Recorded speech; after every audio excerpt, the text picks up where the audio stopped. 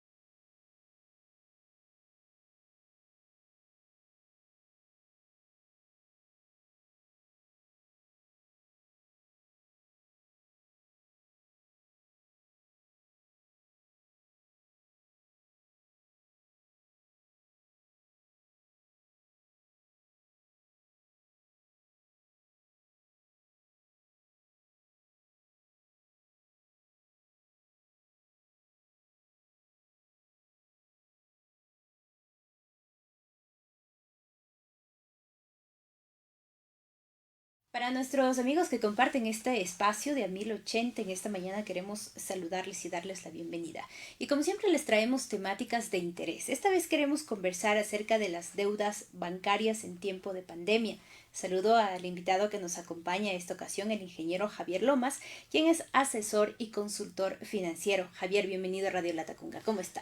Muchísimas gracias, muy buenos días a todos los que nos están mirando a través de esta señal de Radio La Tacunga y pues muy gustoso de poder aceptar esta invitación y de poder solventar y compartir experiencias.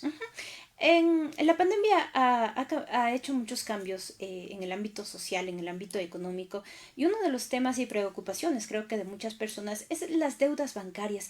¿Qué ha sucedido con este tema en este tiempo, en esta época de pandemia? Bueno, realmente, como usted dice, Marlene, es una situación muy compleja para varias familias. Para otras familias, pues están comenzando a salir de una u otra manera de este estancamiento de la economía en general. Y uno de estos aspectos justamente en las deudas, ¿no? En toda familia hay deudas buenas y malas, se las puede catalogar desde el sentido en que para qué las estoy utilizando. Entonces, esto creo que viene desde mucho más atrás, desde un proceso de educar a las personas. ¿En qué sentido? En el sentido de saber para qué me estoy endeudando y qué voy a hacer con ese dinero. Hay mucha gente que ni siquiera sabe para qué necesita la plata. se dejan tentar por una oferta telefónica, es muy facilito, ¿no? Y a veces los vendedores de estos servicios son tan hábiles en vender que no nos damos ni cuenta en el momento en que estamos aceptando el contratar una operación de crédito. Entonces nosotros tenemos que tener muchísima conciencia de primero, si necesitamos o no necesitamos un endeudamiento en este momento, y si es que lo necesitamos, saber exactamente en qué lo vamos a invertir, qué vamos a hacer con esa plata. Porque no es, creo yo, el tiempo de decir, a ver qué hago, tengo el dinero y a ver qué hago, ¿no? Es el tiempo, creo, de invertir adecuadamente los recursos que se tienen, tanto si es que nos sobra dinero, como también si es que nos hace falta dinero. Debemos saber invertir correctamente y buscar la mejor opción posible. Yo creo que ese es uno de los objetivos que, lamentablemente, tal vez que con el golpe de la experiencia, muchas familias se comenzaron a dar cuenta. De pronto contrataron créditos muy caros, contrataron créditos a muy largos plazos, tranquilamente pudiendo haberlos pagado a menos plazos. Nadie sabía que venía esta pandemia, nadie sabía esto, nadie estaba preparado para esto, ¿no? Pero por eso es importantísimo el momento que estemos haciendo un crédito. Por ejemplo, si nos ofrecen a 36 meses plazo, pues yo cojo y me voy a 36 meses plazo, ¿no? Si yo sé y conozco que puedo pagar en menos tiempo, lo puedo hacer. O si es que yo lo contrato, por ejemplo, a 36 meses plazo y tengo la capacidad de abonar o de hacer una precancelación, lo haría de inmediato, porque créanme que eso habla bien primero de la persona, porque es una persona que se demuestra que tiene lo que se dice la capacidad de pago necesaria, ¿no? Y por otro lado también me alivia mi flujo mensual de ingresos y gastos, ¿no? Para poder destinarlos a otras inversiones. Ujú. Javier, en este caso de la época de pandemia, a todos nos sorprendió y se dio en el estado, en el Ecuador, pues un plazo, un decreto respecto a este tema, pero después ya pasó y creo que a muchos nos sucede, nos pasa de que la institución bancaria nos está llamando para que hagamos el pago respectivo del crédito, pero hay personas que en verdad se quedaron sin trabajo, que no tienen. ¿Qué sucede en ese tema respecto a estas continuas llamadas de una entidad bancaria y de como yo, como cliente, como usuario, de no saber cómo actuar, porque a la final el interés sigue sumando, ¿no? Si no pago. Sí, es una situación muy compleja. Yo igual cuando tuve la oportunidad de trabajar para una institución financiera, justo nos cogió este tiempo de pandemia, ¿no? Fue un cambio total para todos, no solamente para los clientes, ¿no? El hecho de decir, cerraron las puertas y ahora qué hago. Hay mucha gente que yo creo que 9 de cada 10 personas totalmente conscientes y responsables de que tienen una deuda y que deben pagarla, ¿no? Entonces, en estos meses de confinamiento, ¿qué hacemos? ¿Cómo nos reinventamos? Desde el lado de las instituciones financieras, salió una normativa en la que decía que las instituciones podían diferir los pagos, ¿no? Diferir, pero no había una claridad en definitiva. Entonces, una institución la tomó de una manera, otra de otra manera. Y bueno, algunas instituciones, yo me relaciono mucho más con el asunto de cooperativismo. En algunas instituciones lo que hicieron fue pasar las tres cuotas al último, ¿no? Digamos, capital e interés de las tres cuotas al último. Otras instituciones lo que hicieron fue recalcular el capital, ¿no? Se le mantuvo el mismo capital, y ese interés se le fue prorrateando, por alguna manera se le fue dividiendo en el resto de cuotas que quedaban. Entonces hubo bastantes mecanismos que realmente la normativa que en ese tiempo No estaba especificada. no había claridad. Así es que cada institución interpretó como bien pudo. Y luego de que ya se acabó este periodo de diferimiento, luego salió otra normativa dando un tiempo más adicional. Entonces ahí parece que fue un poquito más claro, pero ya estuvo, digamos, la falta de comunicación o la falta de claridad de parte de los organismos que controlan esto, pues cobró sus resultados, ¿no? Hubo gente que comenzó a entender que era una deuda de, por ejemplo, de interés sobre interés. Hubo mucha gente que realmente no podía o no estaba en esa capacidad de hacerlo. Las instituciones, creo yo, que en ningún momento hicieron eso, al menos en donde yo he tenido la oportunidad de relacionarme y estar con algunas instituciones. No, está prohibido hacer eso, cobrar interés sobre interés.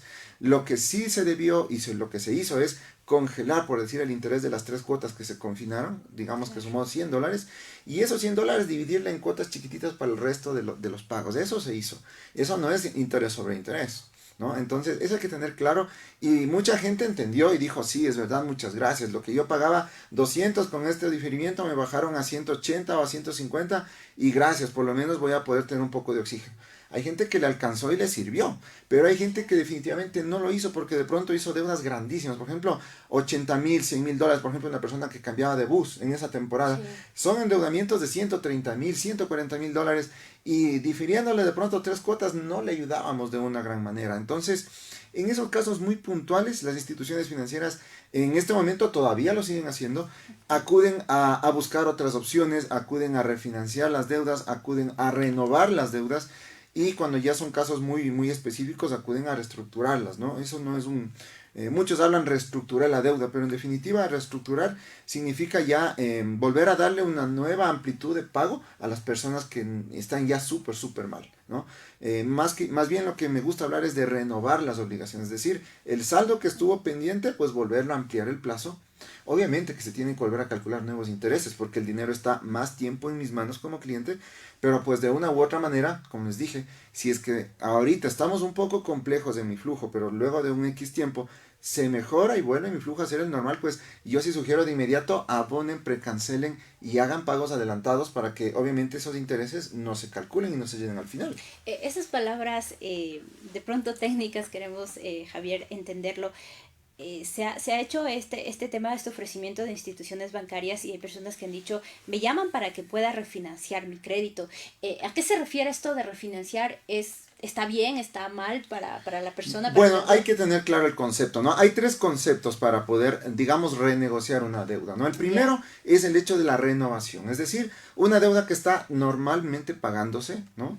Digamos que tiene una deuda de 18 meses, llega a los 10 meses y dice, bueno, yo quiero renovar el saldo de capital porque necesito más dinero. O, por ejemplo, aquí necesito bajar mi cuota, ¿no? Digamos que fue un crédito de 3,000, debo 1,500, entonces ya veo complicado pagar eso, entonces pido renovar mi deuda por los 1,500 restantes de capital y lo vuelvo a ampliar a un plazo de 12, 18 meses. De esa manera mi cuota baja, ¿no? Entonces ahí es una condición normal que es la que consideraría yo que todas las personas que tenemos créditos, porque me incluyo, yo también tengo crédito, deberíamos tratar de hacerla en función de mi flujo, ¿no? Pero el interés se lo hace en base a los 1,500 El que interés debo, se ¿no? lo hace en base a los 1,500 dólares, Ajá. correcto.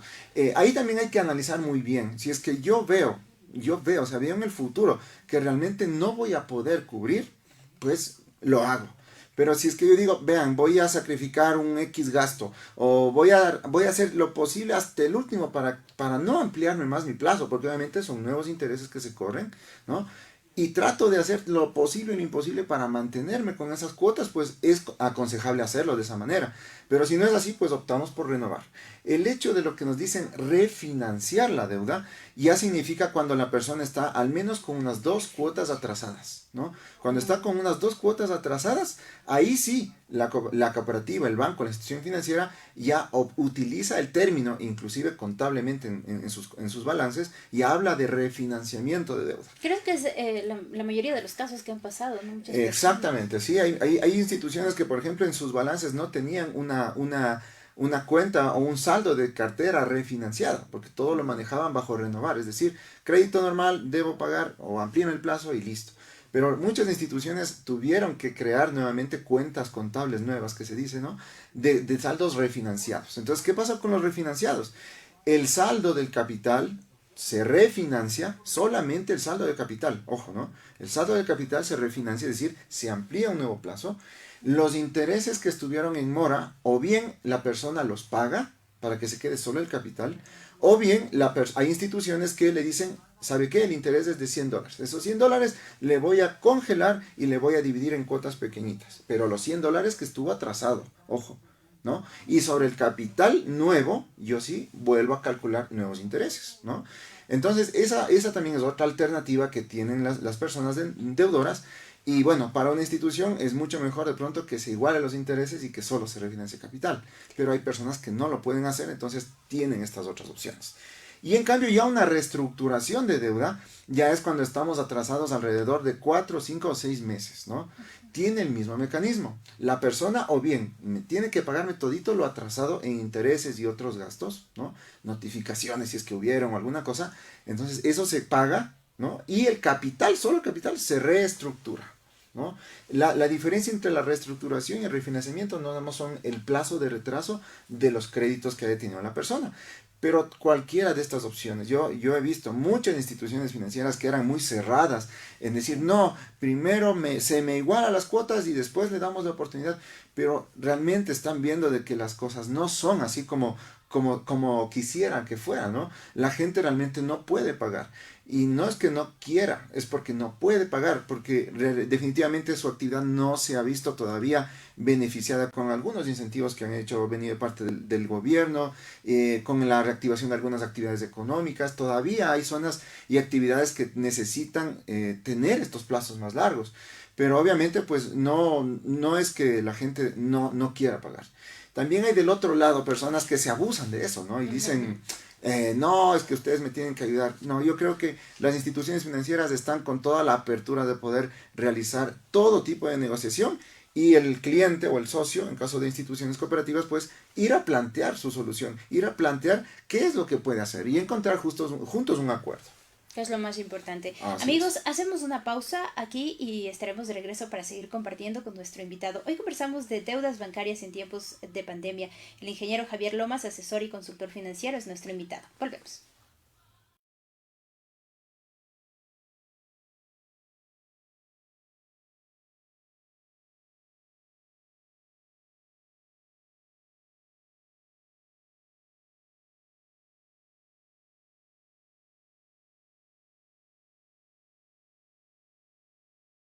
Mi familia. Soy presidenta de mi barrio y puedo compartir muchas experiencias y las necesidades que tenemos en nuestro barrio y en nuestra parroquia. Me llamo María Consuelo Velasco Panchi, vivo aquí en la parroquia Laques de mi barrio Pilatán Oriente. Estoy aquí dedicándome lo que es a la agricultura, a la crianza de animales y cuidando a mis hijos. Yo en mi vida diaria me dedico a la agricultura. Todo lo que conlleva la agricultura, crianza de animales, todo lo que se hace en el campo. Compartimos nuestro aprendizaje. El aprendizaje adquirido es el autoconocimiento, que llegué a conocer, llegué a identificar cosas que ni yo misma conocía. Y luego del conocimiento pues es la aceptación. Y lo que es más importante, ser un ente de participación, ser un ente en el que podamos nosotros transmitir las cosas que hemos compartido a diferentes grupos de mujeres. Esta escuela de formación que me ha servido mucho y es una etapa más en mi vida y de hecho va a ser un aporte para mi parroquia y todas las parroquias que nosotros estamos trabajando de manera conjunta. Y me gustó el compañerismo, la confianza entre mujeres y lo que es más, aprendí los derechos, lo que ha sido de la mujer. Nos enseña a valorarnos, es lo especial, nos enseña a valorarnos, a darnos el amor propio, a darnos la importancia que merecemos, sea en el ámbito familiar, en el ámbito social, en este caso como lideresas, porque soy de parte de la directiva de mi barrio, entonces a uno le enseñan a proyectarse mejor, a hablar mejor, a comunicar, no obligar, a comunicar, a invitar al resto de personas para nosotros así mantenernos en una ideología de ayudarnos entre nosotros para el bien de nuestro, en este caso sería de mi barrio. Nuestro mensaje. Que este trabajo no es de competencia, no es de aceleramiento. Este trabajo es de compartir, es de resistencia, es de unión, es de sororidad y es de amor propio. Yo les diría a todas las mujercitas que se sienten maltratadas, que se sienten sufridas, que por favor no se callen. Yo decirles a las demás mujeres sería que luchen, que demuestren esa fortaleza interior que todas tenemos, que digan no a la violencia, no a una vida de maltrato, sino a un bienestar, a una vivencia sana. Soy Vilma Llano y soy lideresa. Para todas las mujeres luchadoras, que por favor sepan que hay un derecho y que tengamos que defender nosotros para ser libres. Y les doy el saludo desde acá. Yo soy Anita Lucía Quinatoa Jami, de la parroquia Taniguchi, del barrio Chilcapamo Centro. Yo soy una mujer, yo soy una lideresa. Manos que tiemblan, manos que sudan, manos de tierra, maíz y sal, manos... Estamos amigos de regreso en A 1080. Le acompañamos en esta mañana en nuestro espacio, en nuestro segmento de entrevista. Hoy conversamos de las deudas bancarias en tiempos de pandemia. Nos acompaña el asesor y consultor financiero Javier Lomas, con quien estamos conversando y resolviendo algunas inquietudes que tenemos respecto a este tema de las deudas. Y hemos visto en esta primera parte, Javier, respecto a estas palabras técnicas que de pronto las instituciones bancarias nos dan a conocer y a veces no sabemos cómo actuar. Ahora, otra de las partes viene respecto a esto, ¿no? A la facilidad que tienen las entidades bancarias para facilitar un crédito a las personas y que a veces lo aceptamos. Me pareció muy interesante este tema y preguntarle si en esta situación y en este tiempo de pandemia está bien hacernos un crédito. Vuelvo y repito, Marlenita, el asunto es en qué lo voy a invertir. En todo momento, inclusive, por ejemplo, cuando hubo el confinamiento, la gente, por ejemplo, de las farmacias necesitaba créditos porque su demanda se fue para arriba, se subió casi en un doble, ¿no? La gente que vendía, por ejemplo, los desechables, la gente que vendía todo lo que se refiere a los insumos de salud, entonces necesitaba capital y esas eran las personas que necesitaban inyectar capitales, ¿no? Entonces, algunas personas lo hicieron, otras personas manejaron con fondos propios, pero obviamente esto es un boom que poco a poco vuelve a la normalidad, ¿no? Por eso, como les decía, yo justamente tuve el caso de una institución donde yo estaba asesorando y comenzó a dar créditos para motos, ¿no? Comenzó a dar los créditos para motos. ¿Y por qué? Porque la gente cuando estaba confinada, que todos querían que le vayan a dejar al domicilio su comida o sus encomiendas, las motoencomiendas. Entonces comenzaron a financiar motos y subió la demanda de esas motos, ¿no? Subió la demanda de esos créditos. Para la institución, correcto. El error para ellos fue el haber dado un plazo muy largo. Porque muchos y todos sabían que obviamente esto no es que va a durar todo siempre. Entonces comenzaron a dar plazos, por ejemplo, de 24, de 18 meses para una moto y la fuente de pago era estos envíos, estas encomiendas, era la fuente de pago principal. ¿Aprovecharon la oportunidad? Claro que sí, pero no se dieron cuenta que esto no va a durar siempre. Así es que por eso es muy importante, igual para la persona que paga como para la entidad que otorga el crédito, tener en cuenta esto, ¿no? Que sean actividades, digamos, que tengan una estacionalidad, ¿no? Por ejemplo, yo le daba una moto, pero obviamente démosle a unos 12 meses, démosle a unos 8 o 9 meses tal vez, que es un plazo en el que realmente la gente sí podía haberlo pagado y ahorita tal vez, fíjense, ya ha pasado un año desde el confinamiento y hay muchos créditos de motos que no se pudieron pagar y definitivamente es difícil recuperar esos dineros y para la persona que tiene que pagar la deuda es que sabe que es que antes tenía 10 pedidos, ahora solo tengo uno, no tengo dinero, entiéndame, entonces ese es el problema, que no sabemos realmente tener un mecanismo claro de endeudamiento, ¿no? ¿Para qué me voy a endeudar? ¿A qué plazo me voy a endeudar? ¿No? ¿A qué interés me voy a endeudar? ¿Cuáles son los descuentos que de pronto me van a dar a mí si es que de pronto pago antes? Y eso también es importante. Tengan ustedes muy en cuenta, mis estimados amigos, que todas las instituciones financieras, absolutamente todas, si es que yo tengo el dinero antes del tiempo, tienen la obligación de cobrarles el interés solo hasta el día en que utilicé el dinero. Yo he escuchado de muchas instituciones que dicen, no, tiene que pagarme todo y con el interés hasta como estuvo pactado. Eso es ilegal, eso es algo que está prohibido por la ley y pueden tranquilamente ir a denunciarlo en las superintendencias. O sea, solo pago el capital, solo ¿no? Y el interés hasta el día en que utilicé el dinero. Si es que yo hice un crédito a 30 meses y a los 20 meses vengo y pago, el interés me tienen que calcular hasta los 20 meses. El interés de los 10 meses no lo tengo que pagar porque estoy viniendo antes. Ese es el beneficio de pagar antes. Así es que eso también tienen que tener muy en cuenta las personas que están endeudándose y cuando tienen esa capacidad de hacer abonos, ¿no?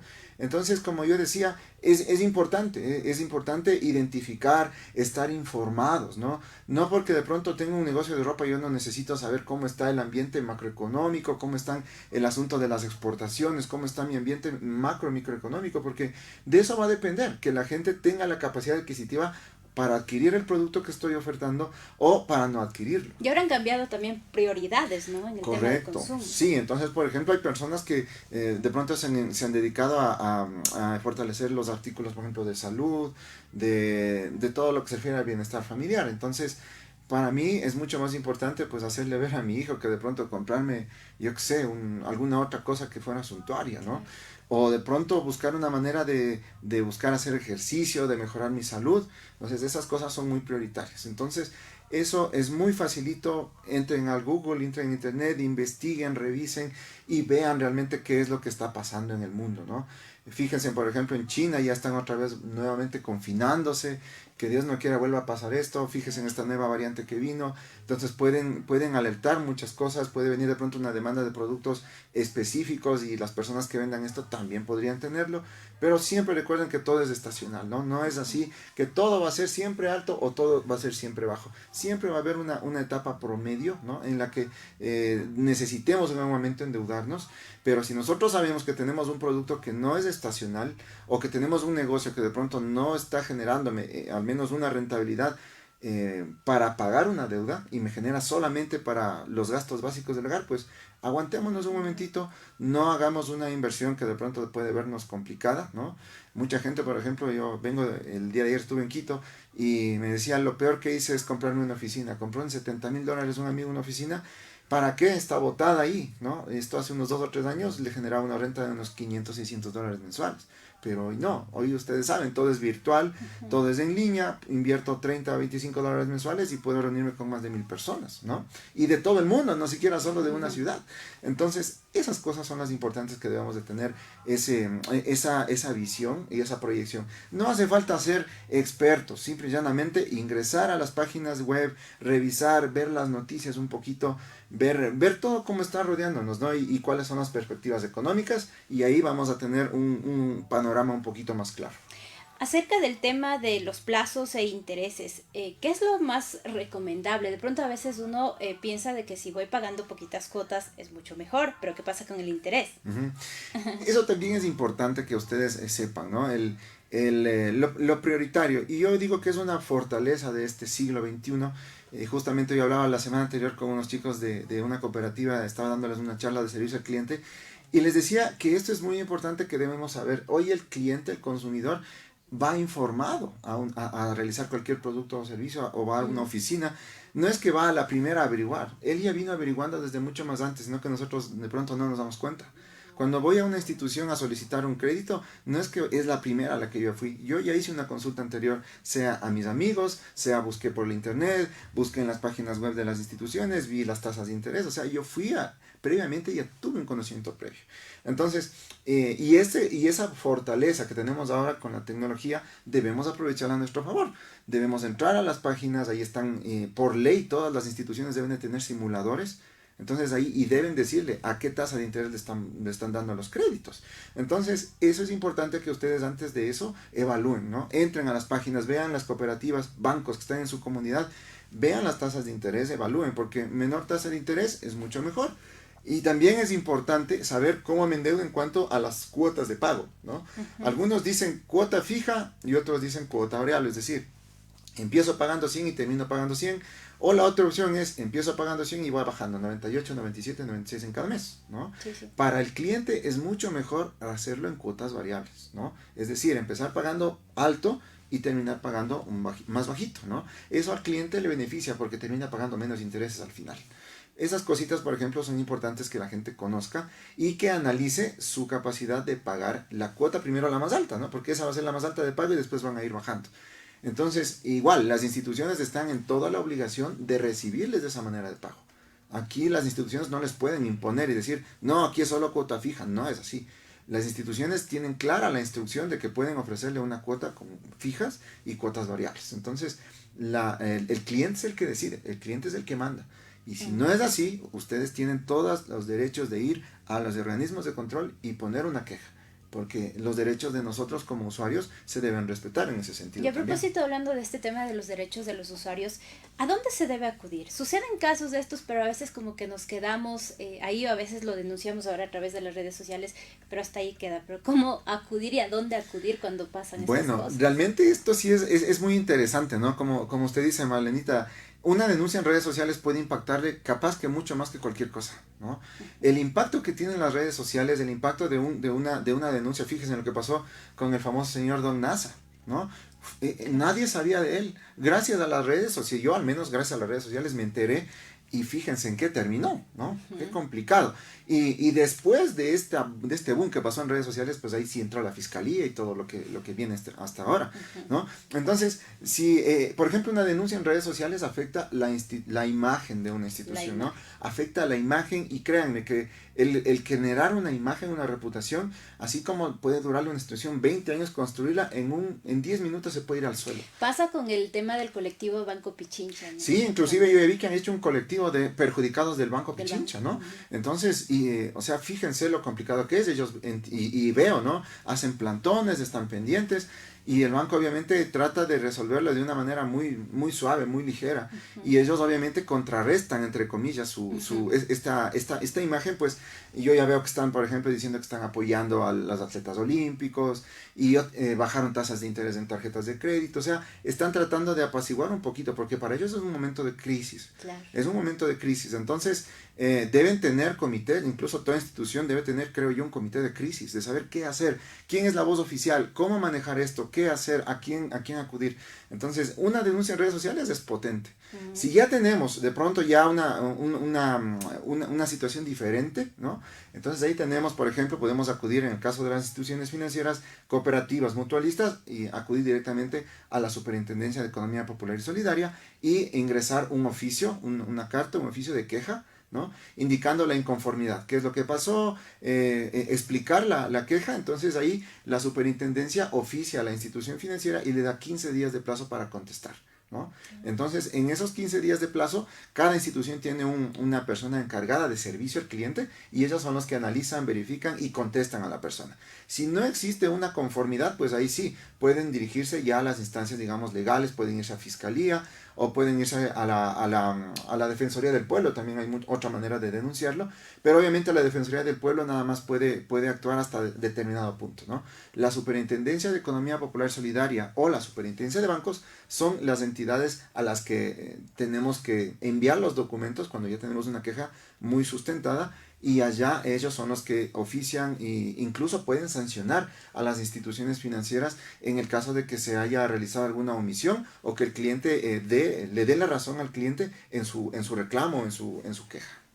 Amigos que nos siguen a través de Radio La Tacunga, las deudas bancarias en tiempo de pandemia lo conversamos en esta mañana junto al asesor y consultor financiero Javier Lomas. Regresando al tema de créditos, en este tiempo de pandemia, ¿en qué no debemos invertir un crédito, Javier? Bueno, yo por lo general no creo que deberíamos invertir en asuntos de la vida diaria, por ejemplo, en viajes muy costosos, ¿no? Vean, ahora hay nuevas iniciativas de turismo, yo puedo salir de aquí, a 5 minutos estoy en el río, estoy en el parque y es lo que busco, conectarme con la naturaleza, ¿no?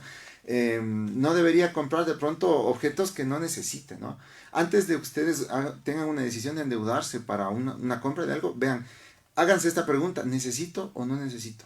¿No? Yo, por ejemplo, hemos caído muchos, y me incluyo, en comprar algo que después a la semana lo tengo ahí botado y ahora qué hago, mejor no está estorbando y le pongo en la bodega, a veces hasta me sirve para colgar la ropa, ¿no? Sí. Entonces, a todos nos ha pasado eso. Entonces, yo creo que este no es el momento de ser un comprador impulsivo, ¿no? De un comprador emocional, ¿no?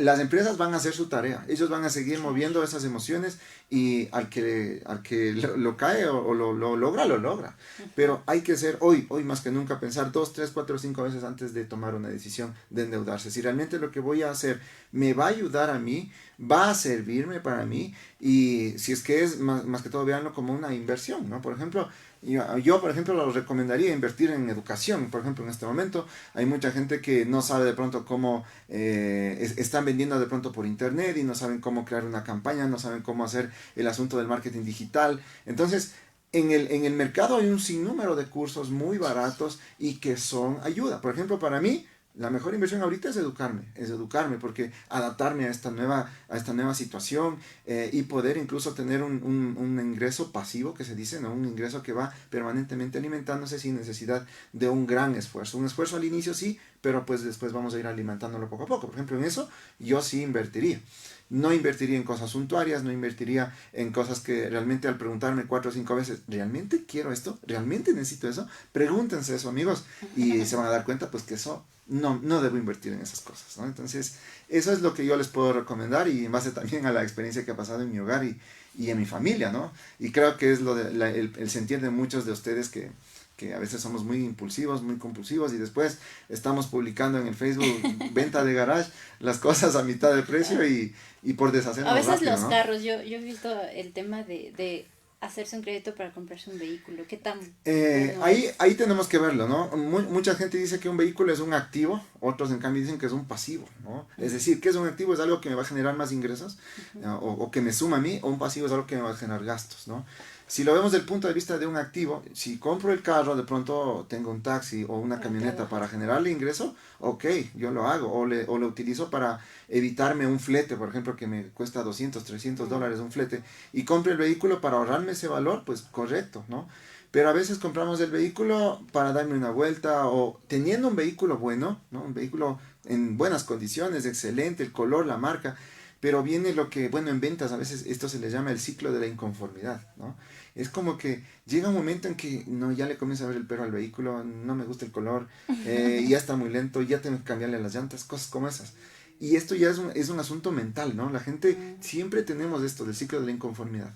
Entonces, ¿qué hacen las empresas que conocen y que conocen de técnica? ¿No? Yo también entreno a muchas personas que no se dan cuenta de esto, pero digo, esto es un proceso mental, ¿no? A los 3, 4 años dicen, ¿sabe qué?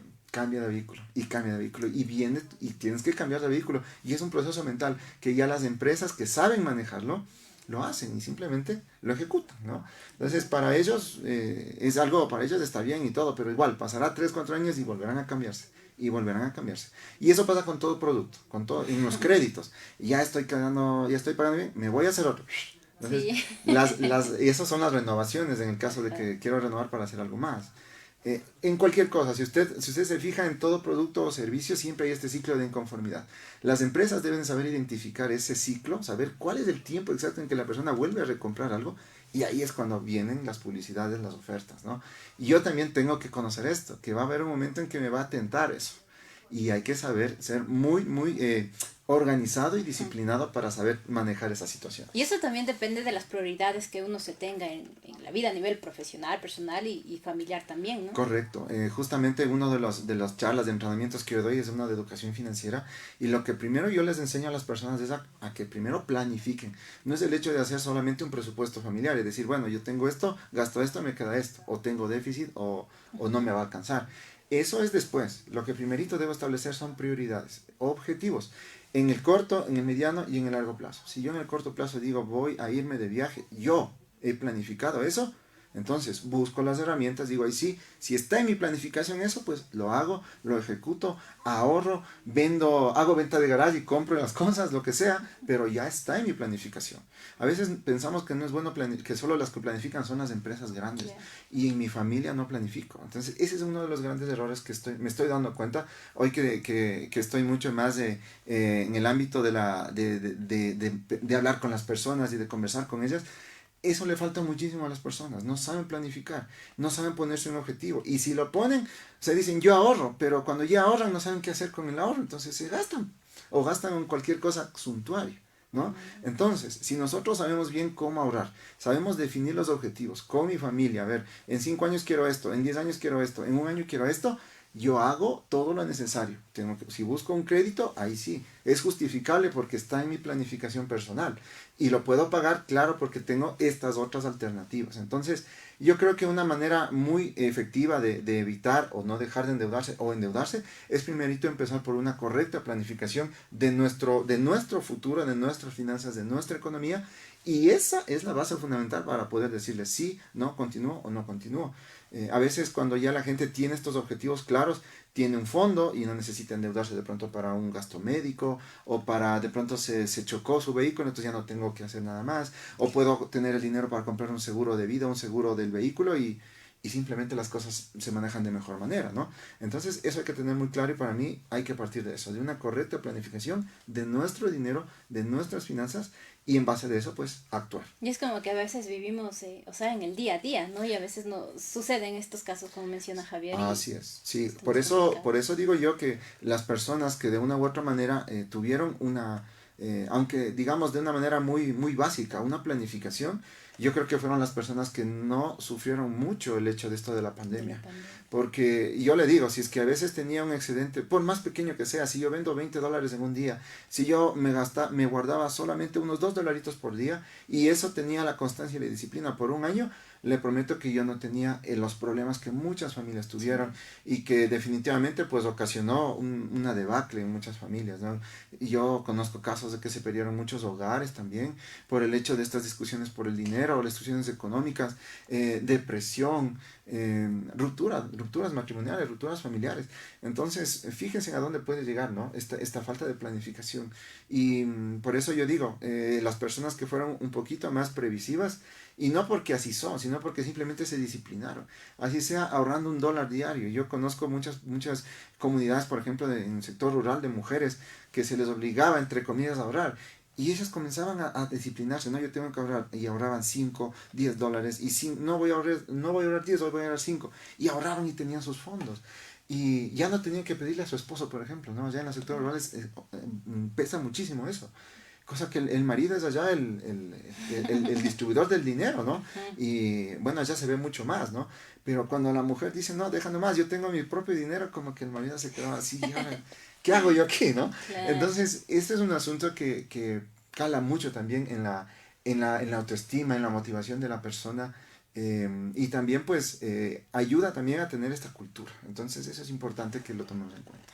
Qué bueno, Javier. Ha sido una conversación muy interesante que de seguro servirá de guía para nuestros amigos que nos están siguiendo. Esperamos también poder compartir más temáticas junto a usted, Javier. Finalmente, ¿qué recomendación dar a nuestros amigos que nos están escuchando de estos ambos temas que los hemos planteado? Respecto a las deudas, que creo que todos las tenemos y no sabemos cómo resolverla, y respecto a esto de pensar mucho y repensarlo en caso de que quiera endeudar. Sí, yo les daría 2 recomendaciones. La primera, si es que ya están en un problema, si estamos comenzando a ver que tenemos dificultades, vean, acudan con toda confianza a su institución financiera. Acudan, vayan, conversen. No es cuestión de pronto esconderse, ¿no? ¿Por qué? Porque son reacciones del miedo, ¿no? Esto es una reacción inconsciente de nosotros. Cuando tenemos miedo a algo, o sea, hay 2 opciones. O nos escondemos o corremos. O sea, no hay otra opción. Ante cualquier situación tenemos ese miedo y esas son las reacciones normales del ser humano. Entonces, vayan con toda confianza. Así, díganles con toda sinceridad lo que les está pasando. Encuentren una solución. ¿Por qué? Porque les aseguro que una institución, como dicen, no, preferible perder una mano que todo el brazo. Las instituciones financieras están abiertas y creo yo, las instituciones realmente sólidas y que comprenden las situaciones deben estar abiertas para poder entender su situación y ustedes hagan su propuesta, sin miedo, háganlo. Lo peor que les pueden decir es no, por último, pero háganlo, intenten, busquen alternativas y encuentren soluciones. Así como ellos nos buscaron para darnos el dinero, créanme que ahora ellos nos están buscando para solucionar el problema de la deuda. Esa es la primera que les daría. Y la segunda, como ya les decía, planifiquen. Hoy tenemos mucho más tiempo, tal vez mucha gente está en teletrabajo o de pronto hay mucho más tiempo en casa, ¿no? Pero que sea un tiempo de calidad, no solo de cantidad.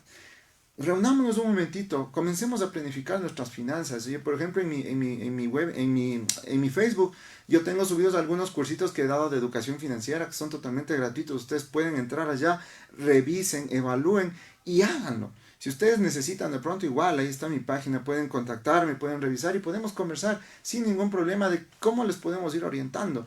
Yo, créanme que mi objetivo es impactar vidas, impactar a la mayor cantidad de personas para que no les pase eso. Yo he tenido la oportunidad de ver escenarios muy complejos, familias que se han caído, se han despedazado, pero también he visto personas que han logrado salir adelante disciplinadas y también contando sus problemas. Entonces, Esas dos cosas yo les diría, ¿no? Primero, planifiquen sus finanzas, revisen, pónganse metas. Y la segunda, si están en un problema o por tener algún problema, pues vayan, acudan y conversen con toda confianza con su institución. Y a propósito, ¿cómo lo podemos seguir en redes sociales y también contactos para consultorías? Bueno, yo en mi caso yo tengo una página en Facebook, ¿no? En Instagram, en Twitter, en LinkedIn, estoy como Javi Lomas con X y con Y al último, ¿no? Javi Lomas, así me encuentro en las redes sociales. Y también doy procesos de capacitación, entrenamientos en educación financiera y todo lo que estábamos hablando nosotros para personas, grupos o también para instituciones, ¿no?